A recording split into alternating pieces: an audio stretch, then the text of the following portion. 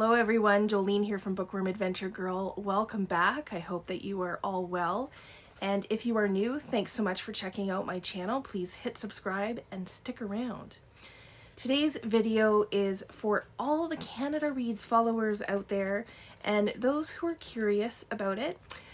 Yesterday, the shortlist and defenders for this year's debates were announced. So it's very exciting. And we are going to take a look at the books and the people defending them. So if you are interested in Canadian literature, which we affectionately call Can Lit, then you have come to the right place. If you don't know about Canada Reads, I will explain a little bit. It is an annual battle of the books to find the one book all of Canada should read. And every year, 5 books are chosen from 5 notable Canadians, and they have 4 days of debates where they vote off a book a day until we are down to the one book. It's kind of Survivor style. So I will leave links below to the Canada Reads website and to my Canada Reads playlist so you can check all of that out. So let's dig in here. 2 weeks ago, when the long list was announced, I made predictions based on basically what was on my shelves and what I was hoping would be shortlisted, which, you know, is a bit different than my, well, it's very different than my usual approach. It turns out that it doesn't matter how I approach it because I was correct on 2, which is usually how I roll. I usually have 2, sometimes 3 correct. So I did do better on my selfish shortlist than I would have had I done the predictions the usual way. So that's a good thing. I probably would have only had 1 correct had I done it the usual way. So I may stick with the selfish shortlist going forward. We'll have to see. It turns out that I have some reading to do. So let's take a look at the shortlist.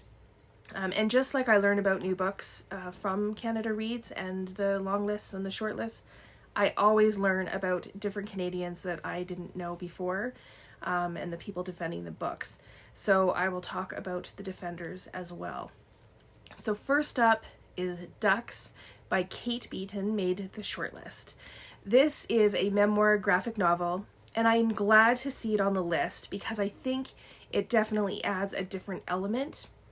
I think we've only had 1 other graphic novel make it to the shortlist. I could be wrong, but Essex County made the shortlist in 2011. I still have not read it, and I really should since I have family that lives in Essex County. Anyway, I need to read Ducks, and the hold at the library is like 25 weeks long. And then I tried getting a digital copy, which I could do, but the writing is so small, I can't see it and I can't make it bigger. So I may have to purchase this. And it's the only hardcover, and it costs the same amount as 2 of the other books together. Am I complaining? Maybe a little. But if it's really good, it won't bother me as much, so I'm hoping. I'm not usually a graphic novel reader, but I will give it a shot, and I do think that it's interesting to choose this format, especially for a memoir. The person who is defending Ducks is the defender that I would say I know the best, or know the most about, and it's Mattea Roach, who is a Jeopardy super champ.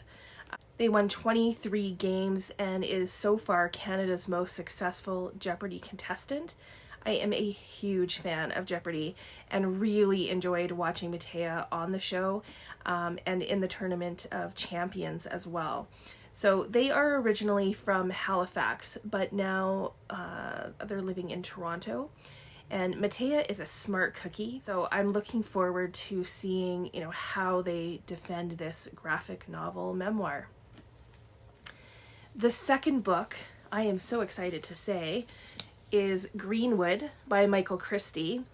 This was in my top 2 hopefuls, and I just read it this month, and I am so glad that this is going to give more attention to this book.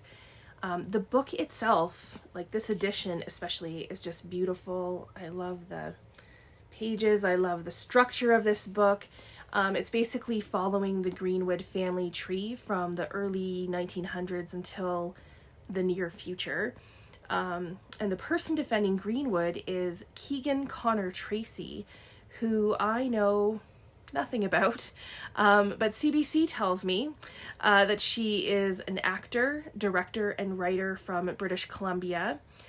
She has starred in the TV show Once Upon a Time, and she's the Blue Fairy, and she is Belle in Disney's Descendants film franchise.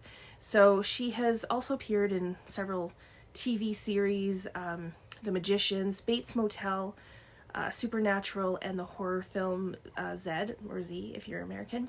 So she's also an author herself. She has written the children's book, This Is a Job for Mummy. So I think that this book has a strong argument to win, so I hope that she does well with this. Hotline by Dimitri Nasrallah is next up, and this is one that I am really interested in reading. So now that it has made it to the shortlist, I can move it up my TBR. I think I mentioned in my long list reaction that I love the nostalgia and nod to the 80s. So I'm really looking forward to that part. But I also think the story has a place on Canada Reads. It is an immigrant story about a Lebanese woman who moves to Montreal. So I think that this could be a strong contender as well. And the person defending Hotline is Gurdeep Pandher, who, again, I had never heard of, but he is a Bhangra dancer who, ironically, lives off the grid in the Yukon. So that's very interesting to me. And I like his message of bringing people together and bringing them joy through dance. So hopefully Gurdeep can add kind of an interesting perspective to this book as he moved to Canada in 2006 and became a Canadian citizen in 2011.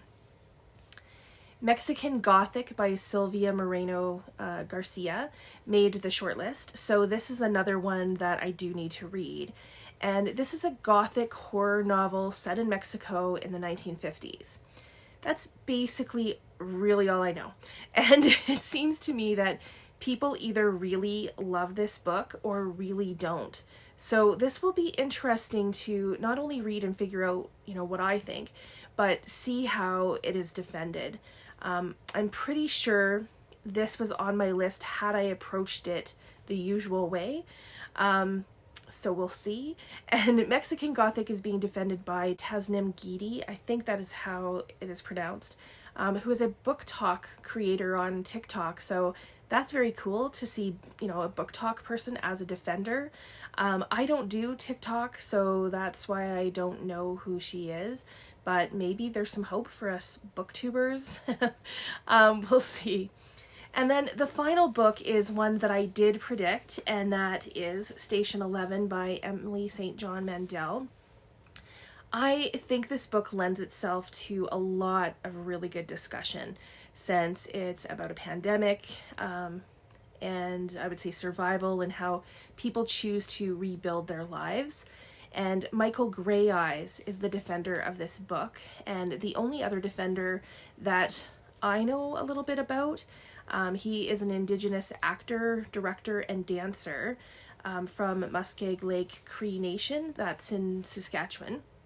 And I've seen him in several things. I think the most recent was I Know This Much Is True, which is based on the Wally Lamb book, and it was very well done. So those are the 5 books and defenders for this year's shortlist.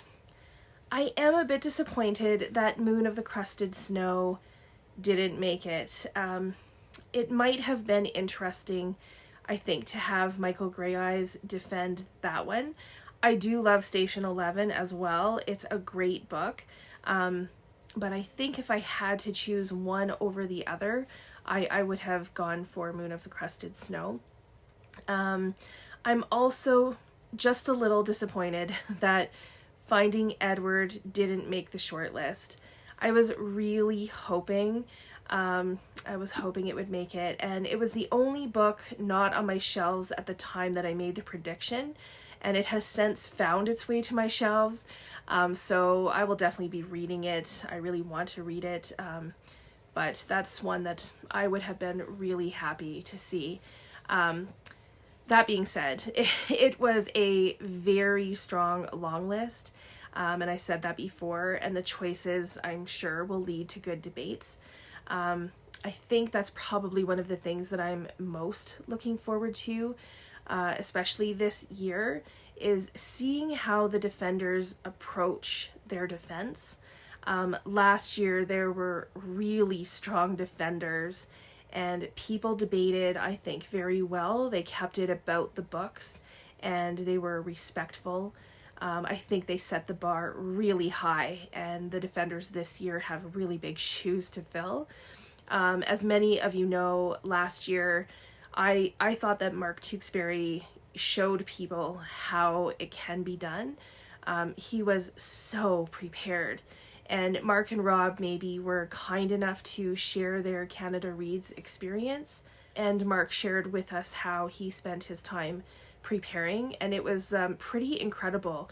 So if you haven't already seen that video, or if you want a refresher, I will leave a link to that video below in the description box.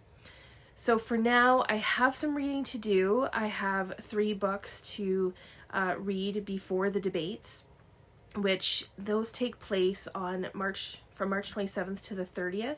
So before the debates begin, I will be back with my thoughts on the 5 books and how I think the debates will go down, and I will attempt to predict the book that I think all of Canada should read, and we will see how that goes. Let me know who you are reading for this year. What book do you want to see win? And what are your thoughts on the shortlist or the defenders? I'd love to hear about all of that. Maybe you know more about the defenders than I do. I look forward to chatting with you in the comments. Thanks again for watching. I hope you enjoy the rest of your day, and don't forget to make every day an adventure.